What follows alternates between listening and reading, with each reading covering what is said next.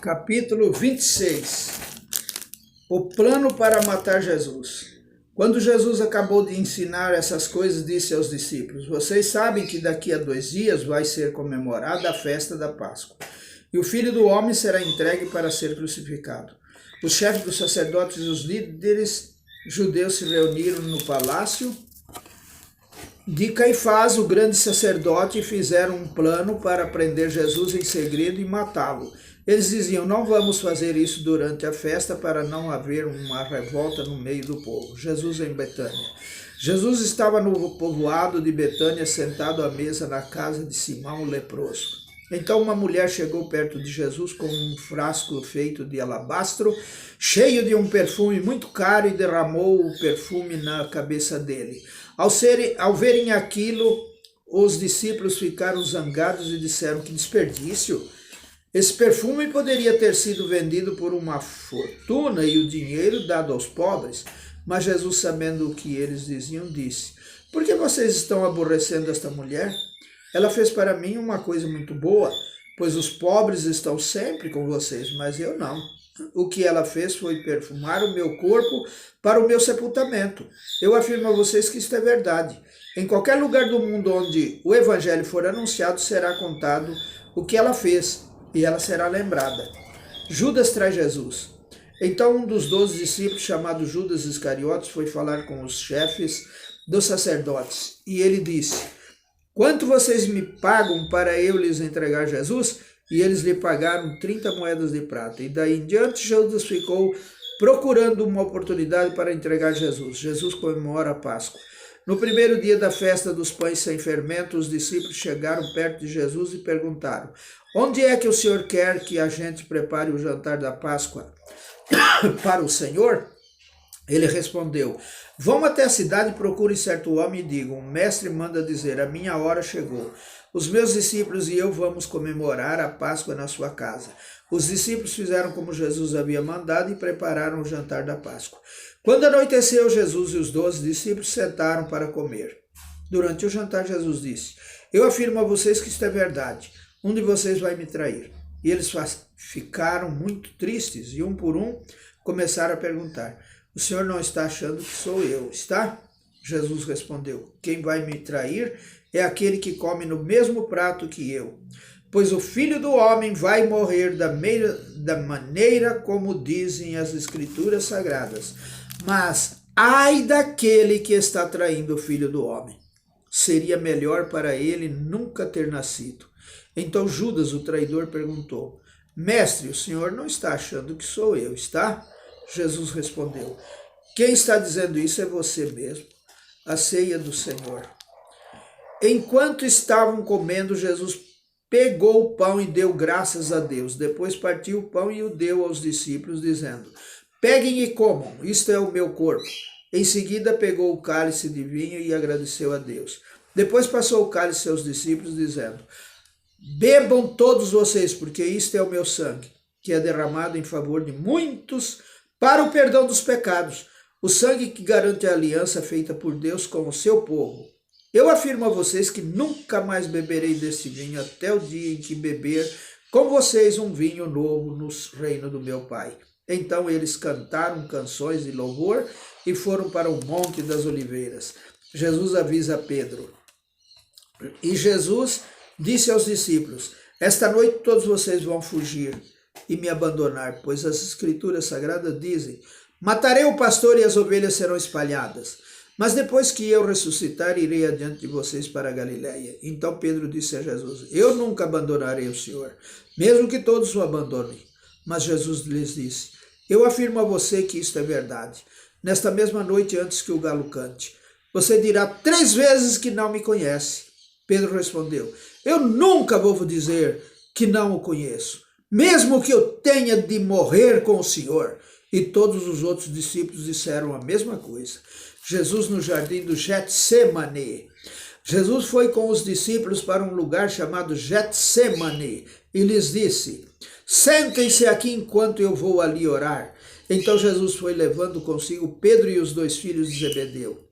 Aí ele começou a sentir uma grande tristeza e aflição e disse a eles: a tristeza que estou sentindo é tão grande que é capaz de me matar.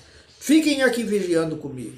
Ele foi um pouco mais adiante, ajoelhou-se, encostou o rosto no chão e orou.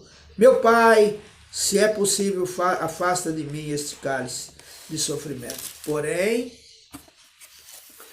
que não seja feito o que eu quero, mas o que tu queres. Depois voltou e encontrou os 3 discípulos dormindo. Então disse a Pedro, será que vocês não podem vigiar comigo nem uma hora? Vigiem e orem para que não sejam tentados. É fácil querer resistir à tentação. O difícil mesmo é conseguir. Pela segunda vez Jesus foi e orou, dizendo, meu Pai, se este cálice de sofrimento não pode ser afastado de mim, sem que eu o beba, então que seja feito tua vontade. E ele voltou de novo e encontrou os discípulos dormindo. Eles estavam com sono e não conseguiram ficar com os olhos abertos. Jesus tornou a sair de perto deles e orou pela terceira vez, dizendo as mesmas palavras. Então voltou até onde os discípulos estavam e perguntou, vocês ainda estão dormindo e descansando? Olhem, chegou a hora. E o Filho do Homem está sendo entregue nas mãos dos maus.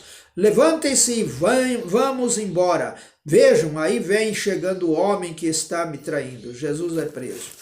Jesus ainda estava falando quando chegou Judas, um dos 12 discípulos. Vinha com ele uma grande multidão armada com espadas e porretes, que tinham sido mandada pelos chefes dos sacerdotes, pelos líderes judeus.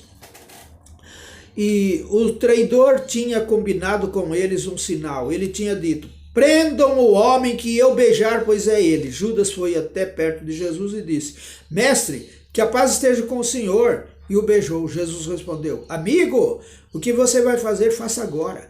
Então eles chegaram, prenderam Jesus e o amarraram.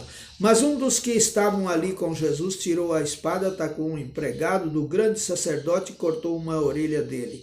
Aí Jesus disse, guarda a sua espada, pois quem usa uma espada será morto por uma espada.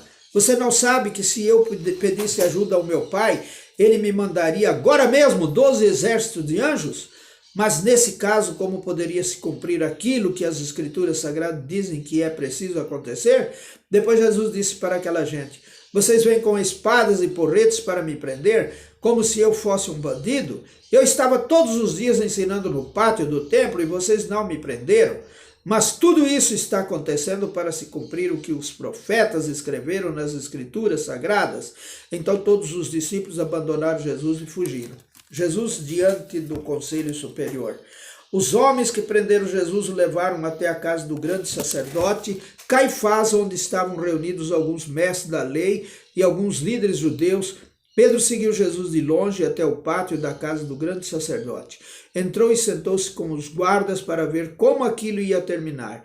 Os chefes dos sacerdotes e todo o conselho superior estavam procurando alguma acusação falsa contra Jesus a fim de o condenar à morte. Mas não puderam encontrar nada contra ele, embora muitos se levantassem para dizer mentiras a respeito dele.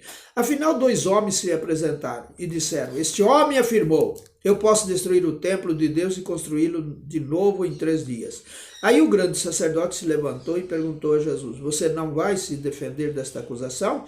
Mas Jesus ficou calado. Então o grande sacerdote tornou a perguntar, em nome do Deus vivo, eu exijo que você diga para nós, você é o Messias, o Filho de Deus? Jesus respondeu, quem está dizendo isso é o Senhor, mas eu afirmo a vocês que de agora em diante vocês verão o Filho do Homem sentado do lado direito do Deus Todo-Poderoso e descendo nas nuvens do céu. Aí o grande sacerdote rasgou as suas próprias roupas e disse, ele blasfemou, não precisamos mais de testemunhas. Vocês ouviram agora mesmo esta blasfêmia contra Deus. Então o que resolve? Eles responderam, ele é culpado e deve morrer. Em seguida cuspiram no rosto de Jesus e deram bofetadas nele.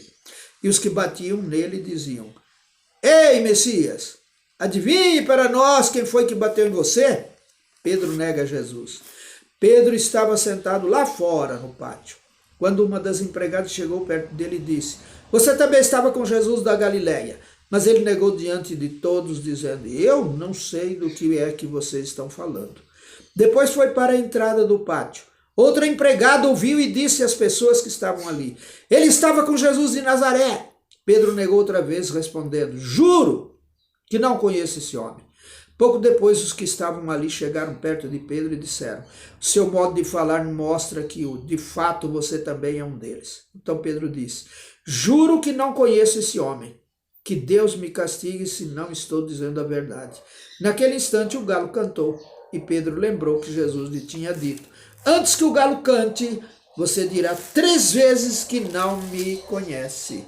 Então Pedro saiu dali e chorou amargamente.